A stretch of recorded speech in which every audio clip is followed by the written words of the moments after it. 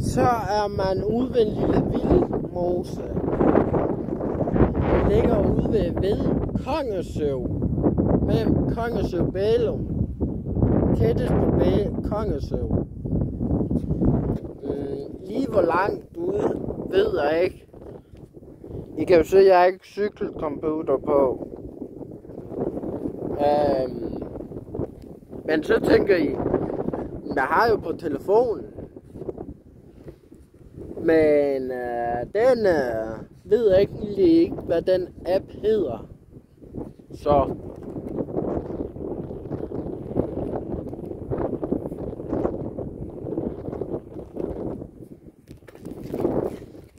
det vil tage for lang tid at gå. Men så holder jeg telefonen, mens jeg cykler.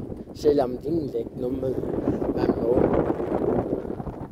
Men hernede, cirka en kilometer, så er der nogle rumpler, haster, man kører over. Det tror jeg næsten, det gør man også nede, når man er lige nede inden havnen. Vandet.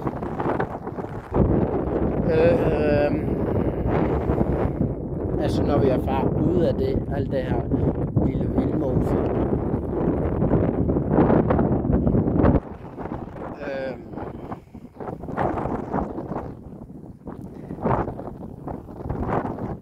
Her engang kan jeg huske, at den gamle skole, den video jeg lavede sidst, til at gå ind og se den. Der har været på en anden på tur herude.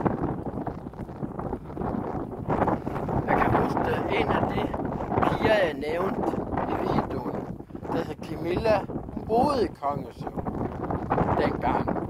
Det gør hun så ikke længere, ved jeg. Og så hendes mor og så hendes far er gældt. Det er derfor, jeg også fået at vide.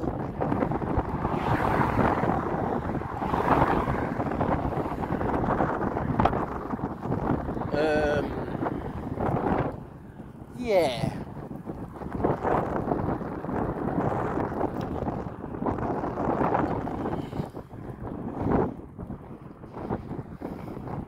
Er det ikke bare for at tage ud af?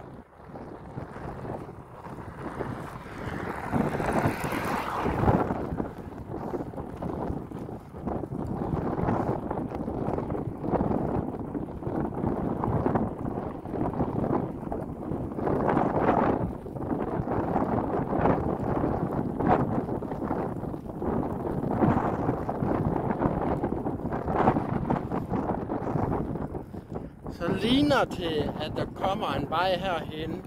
Ikke den der, men den anden på modsat side. Der skrev vi lige ind. Så er jeg skødt længere oppe der. Jeg skal lige ud og se 2 steder.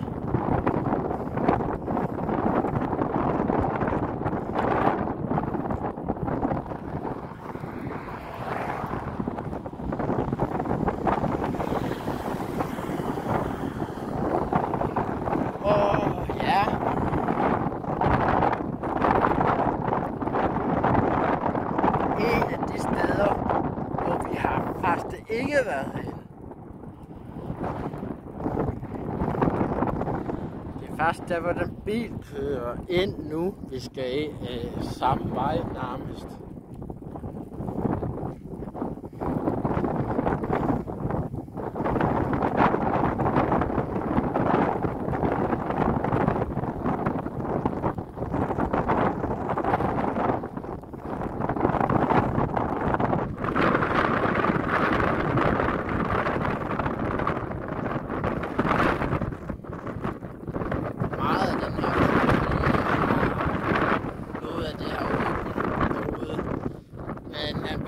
Sover længere ude. Så har man noget at se. Der kommer ind af de stier, jeg skal vise jer.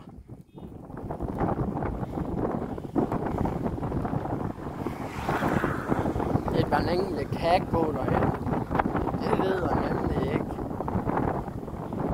Det kunne man bare dengang.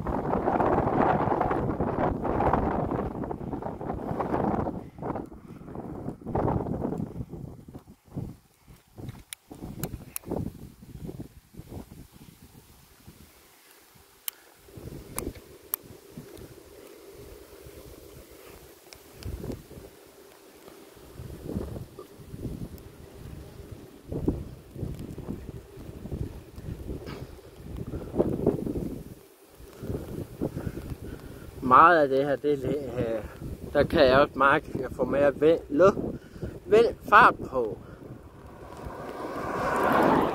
på cyklen her. Jeg giver lige lidt ned på gearet. For der er et sted, hvor vi ikke har været ude med skolen. Men det er bare længere ude, hvor vi selv var. Så jeg.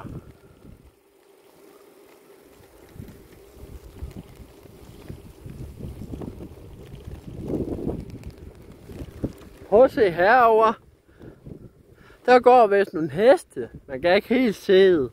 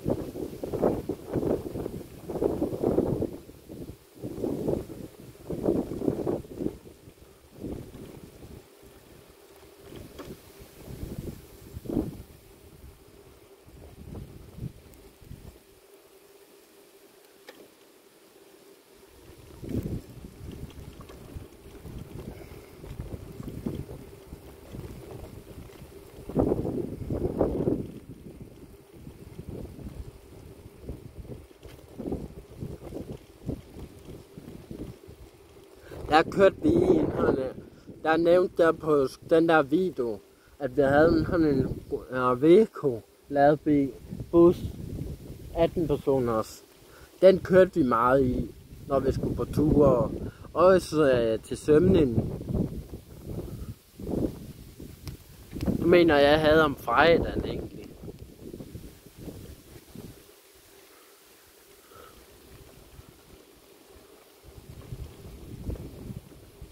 Eller her var torsdag. Fordi det kan ikke passe, det var en fredag, fordi det... Nej, det kan ikke passe. Det var heller ikke om formiddag. Det er nok om onsdagen passer bedre. Eller tirsdag. Hvor jeg gik til svømning. Dengang.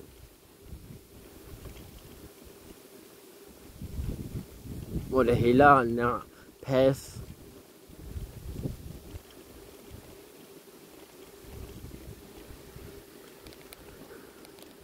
Det er bare siv, I kan høre.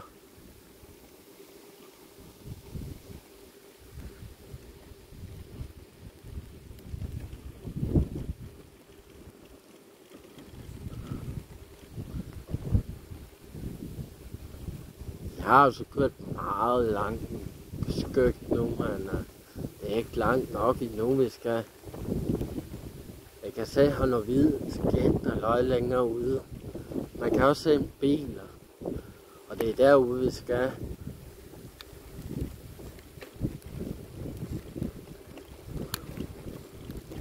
Jeg sagde altså ikke, du skulle skifte ned cykel.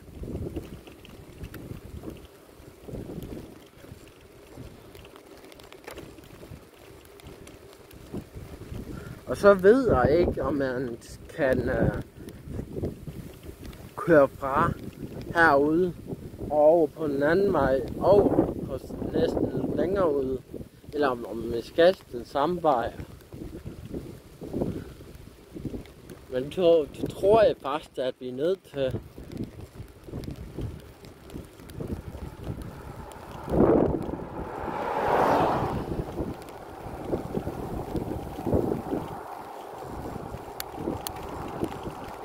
Det er jo også her, hvor bilen vendte.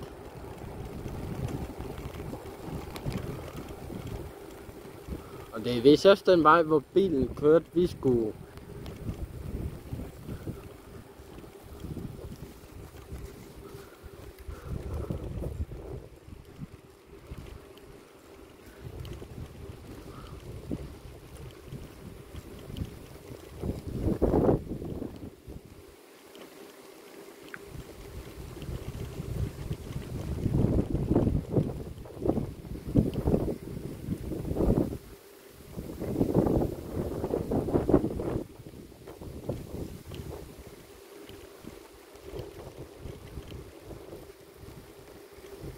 Ja, så kommer man på håndtur med mig.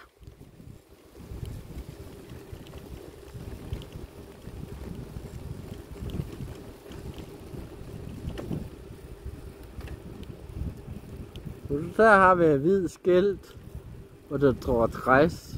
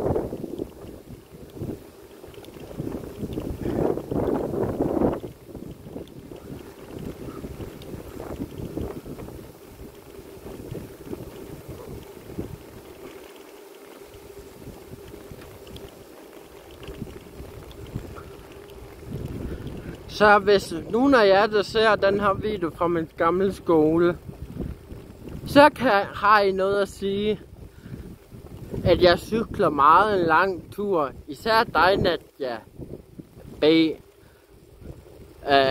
Du har engang sagt til mig, hvis du ser den her, at hvis det taber mig, så vil du engang komme sammen med mig. Men det gør mig aldrig det ske. Jeg har en anden nu, der er meget mere populær, og hun er mere pænere dig end det. Og ikke har den opførsel, du har. Så er hun fra udlandet.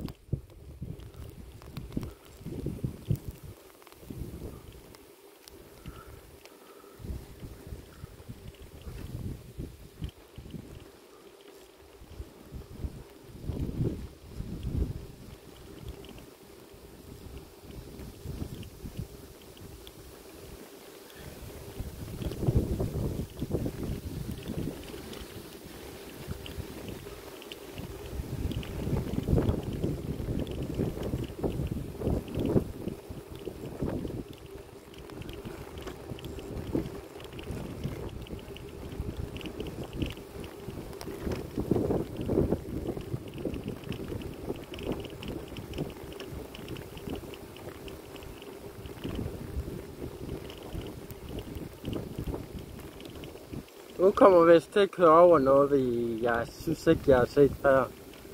Jo, nu kan vi være ned, hvor der er en sti. Og det er blandt andet der, vi vist har været en gang med skolen. Det ene sted.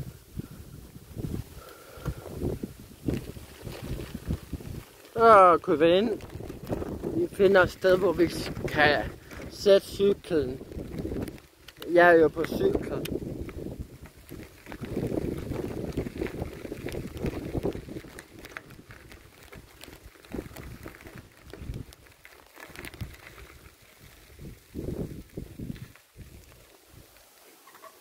Au, men bagdelen.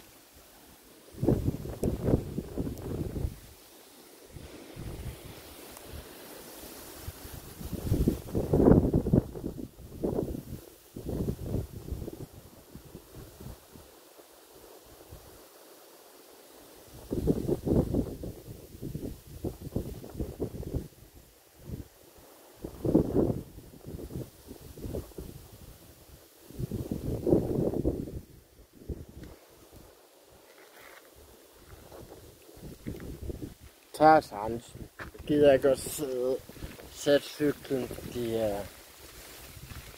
lås har jeg ikke lige fået med.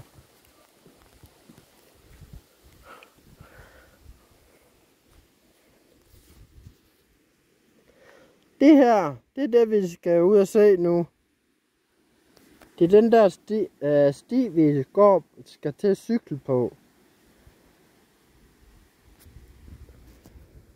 Det er det. Domfruer og de dyre.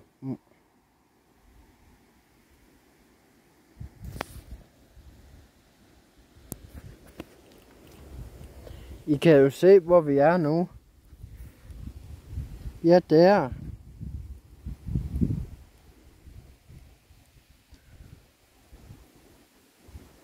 Og vi skal...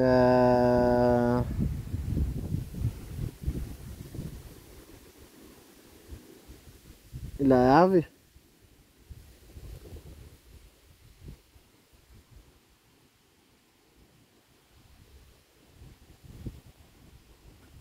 Den ligner det der, hvor der er en parkeringsplads. Det må det næsten være.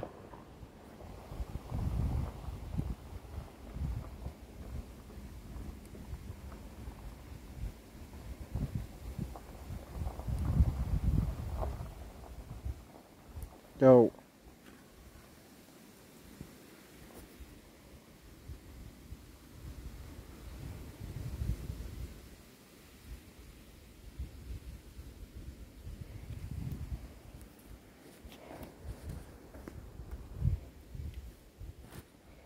Så kører vi lige stille for se ud af her.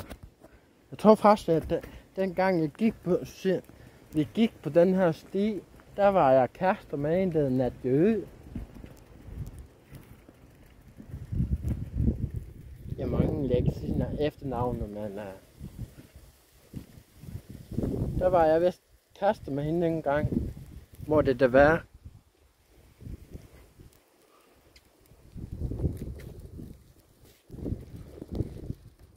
Jo du, det var jeg.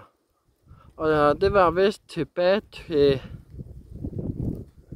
2009, 10 måske.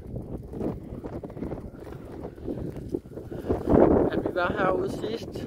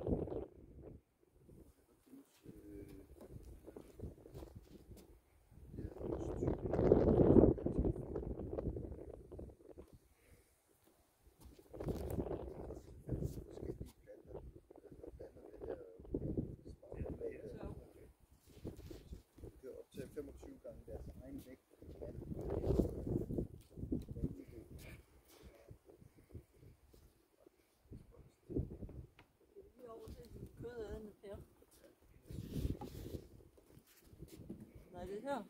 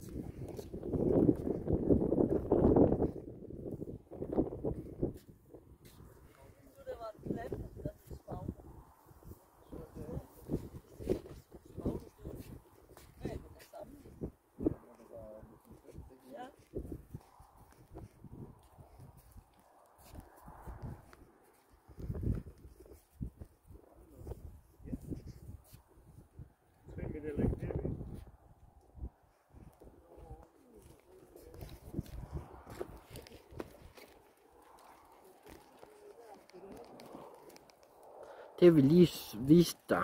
Ja, det var de planter, der er her ved siden. Og de kaldes og sådan, hvordan det kom her.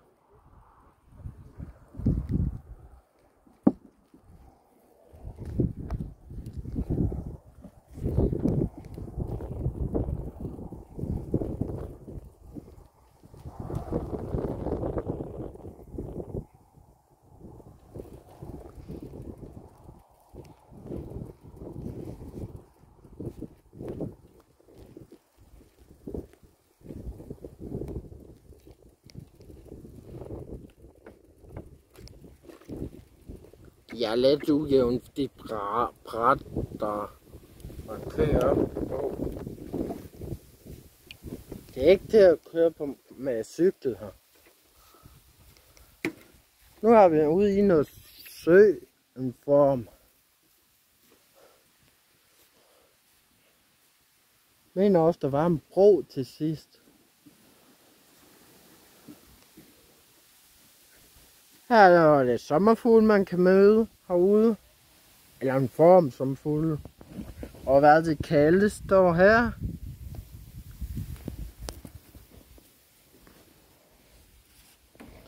Så er der så en sommerfugl mere, eller hvad nu det kaldes. Står der.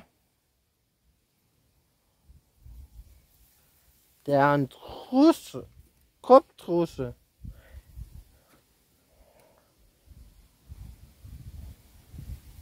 Den er egentlig ret bare ulækkert, ikke? Hvad synes I? Det må I gerne skrive herunder, hvis I kan.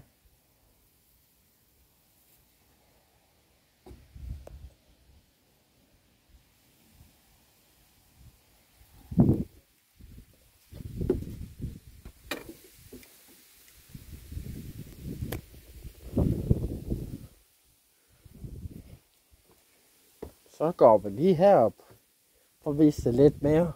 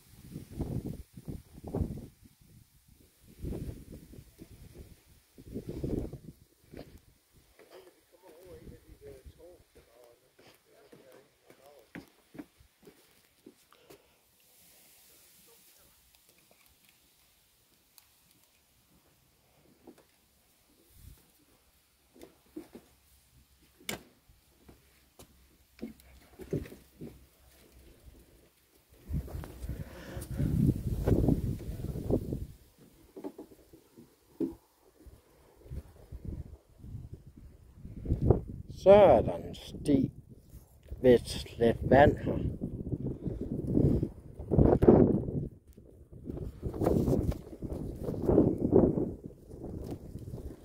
Igen.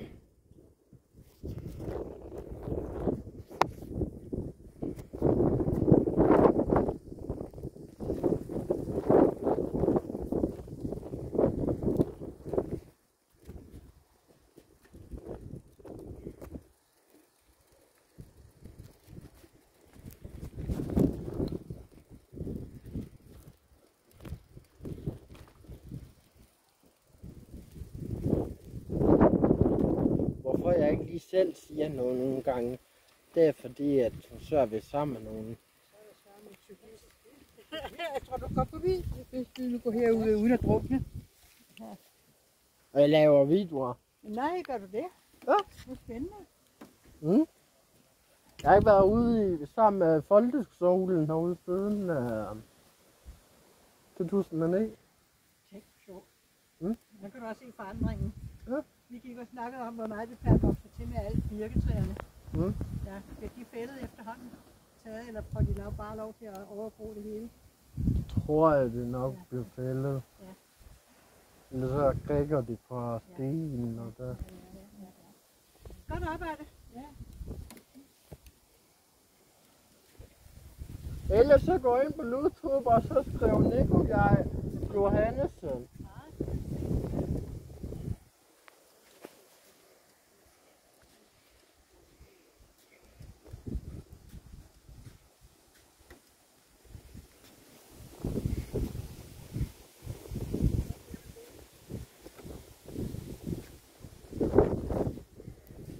Så har vi en å.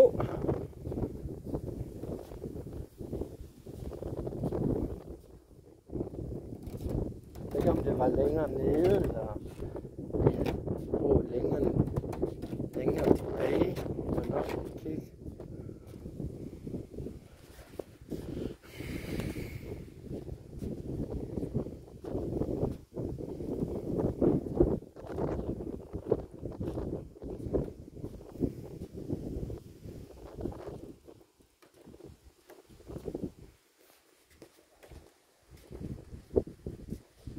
Så.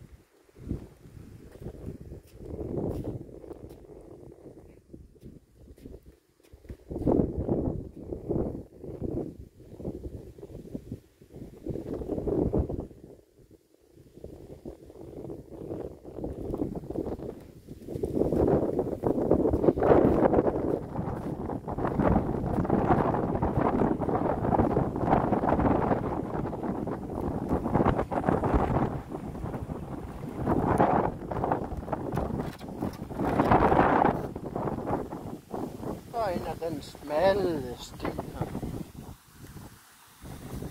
Det er det nemmeste. Så ser vi heller ikke det helt det samme.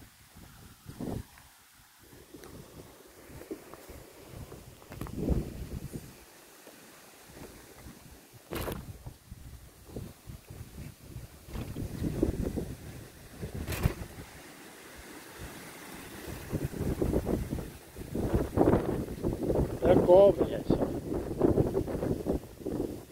i PT. Så ser I også lidt mere smukt ting.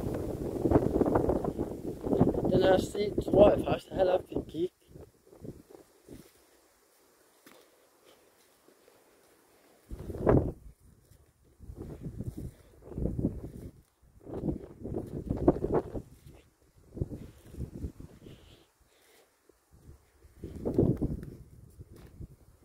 Eller var vi?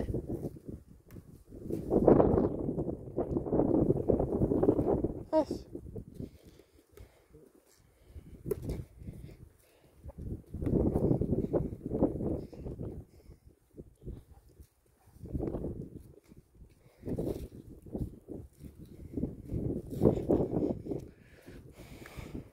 Vi skal følge efter nogle mennesker, der også gik nærmest den samme rute, nemlig.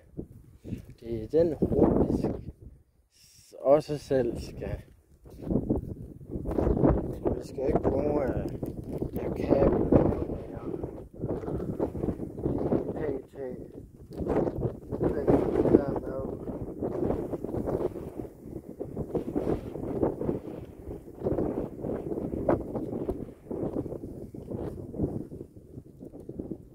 Så gider jeg ikke at gå egentlig. Det tager for lang tid.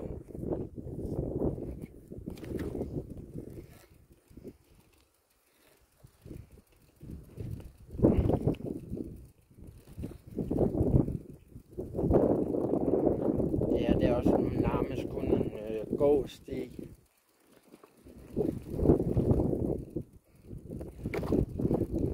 Og der er ikke nok plads til en cykel mere.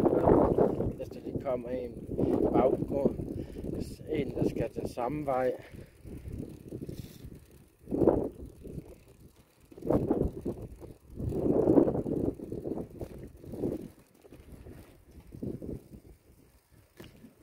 Men det er så smukt ude.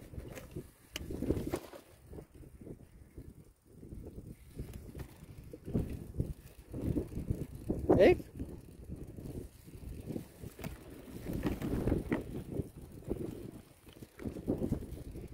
Nu kommer vi til en bro igen.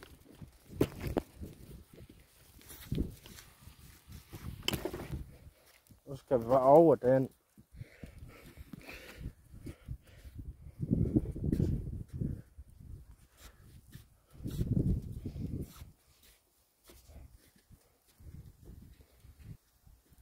Der er jo lidt meget sumpet der, var. Det er fordi alt det her er jo en sump. Det giver jo mening jo. Fordi det er vildmose. Og mose, det er jo en mose. Og der er sump.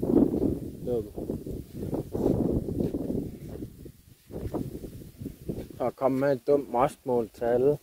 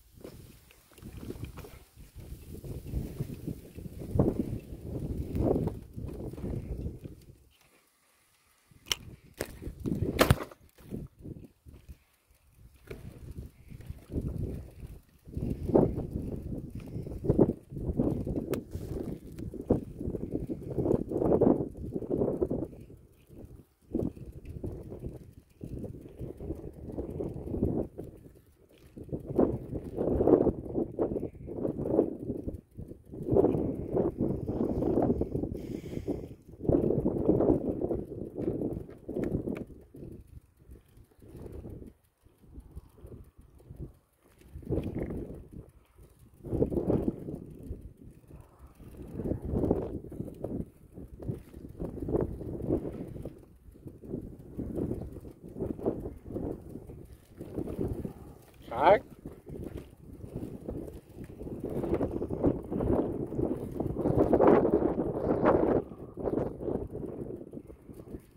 Så er vi næsten tilbage igen. Men så skal vi lige ud til med stor tørn. Hvor der også er. Jeg ved ikke om det er derude, der var noget. Jeg siger det ikke for meget, fordi så ellers er det turen her på videoen ikke så godt sjov. Hvis jeg sidder og fortæller, siger det jo.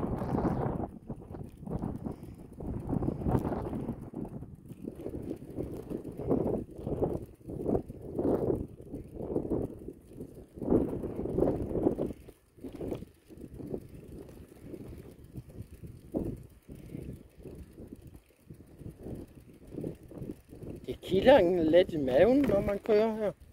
Lige nu. Det går lidt nedad, lidt opad. Men de brætter, man kører på.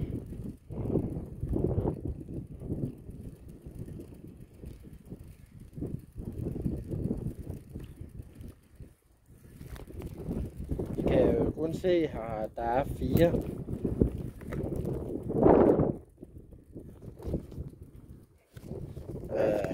Brætter.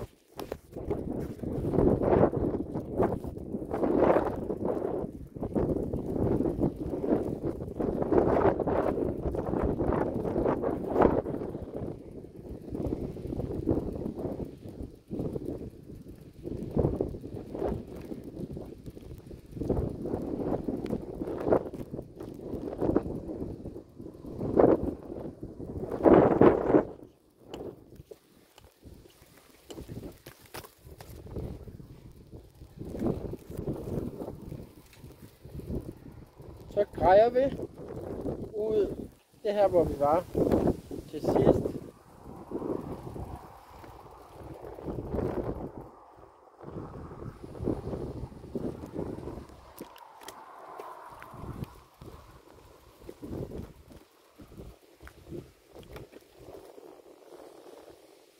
Så er vi ude på Mekernspladsen igen.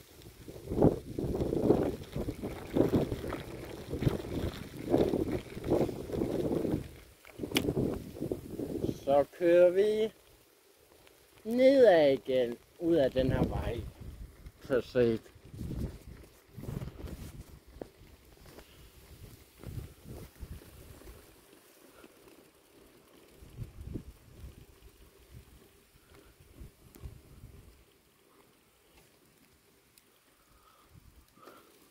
Det er lidt dumt at stoppe videoen nu, for vi er næsten